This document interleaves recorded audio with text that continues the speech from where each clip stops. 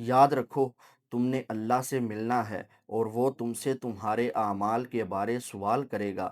اللہ نے سود کو حرام کیا، اس لیے آج سے سارا سود ختم کر دو۔ تم عورتوں پر حق رکھتے ہو اور وہ تم پر حق رکھتی ہیں۔ جب وہ اپنے حقوق پورے کر رہی ہیں تو ان کی ساری ذمہ داریاں پوری کرو۔ عورتوں کے بارے میں نرمی کا رویہ اختیار رکھو، کیونکہ وہ تمہاری شراکت دار اور خدمت گار رہتی ہیں۔ کبھی زنا کے قریب مت جانا۔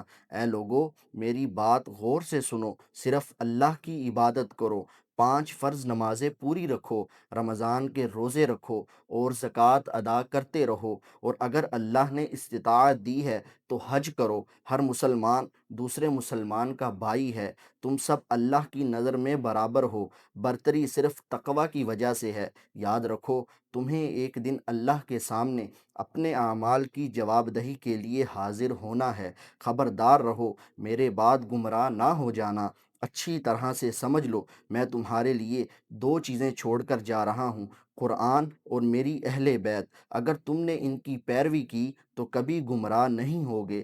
سنو، تم لوگ جو یہاں موجود ہو، میری بات کو اگلے لوگوں تک پہنچانا، پھر وہ اگلے لوگوں کو پہنچائیں، اور یہ ممکن ہے کہ میرے بعد آنے والے میری بات کو پہلے لوگوں سے زیادہ بہتر طریقے سے سمجھ سکیں۔ اے لوگو، مجھے نہیں لگتا اگلے سال میں تمہارے درمیان موجود ہوں۔ میری باتوں کو بہت غور سے سنو اور ان کو ان لوگوں تک پہنچاؤ جو یہاں نہیں پہنچ سکے۔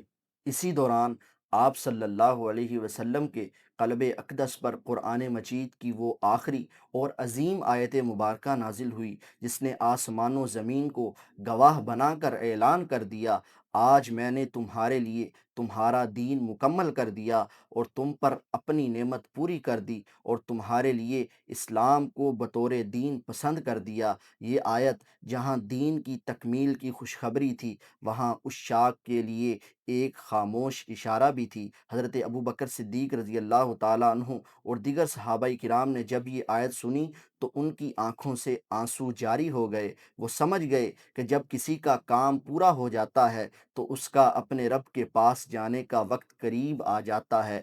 یہ واقعہ حجۃ الوداع یعنی حضور علیہ الصلاۃ والسلام کے آخری حج کا تھا، جس کے بعد اس عالم کے سب سے عظیم رہنما، سب سے عظیم مبلغ اور سب سے پیارے نبی کی زیارت سے دنیا ہمیشہ کے لیے محروم ہونے والی تھی۔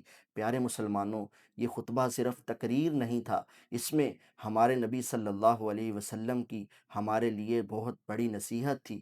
اللہ تعالی ہمیں حضور علیہ الصلاۃ والسلام کی تعلیمات پر عمل کرنے اور ایک دوسرے کا حق ادا کرنے اور قرآن و سنت کو مضبوطی سے تھامنے کی توفیق عطا فرمائے۔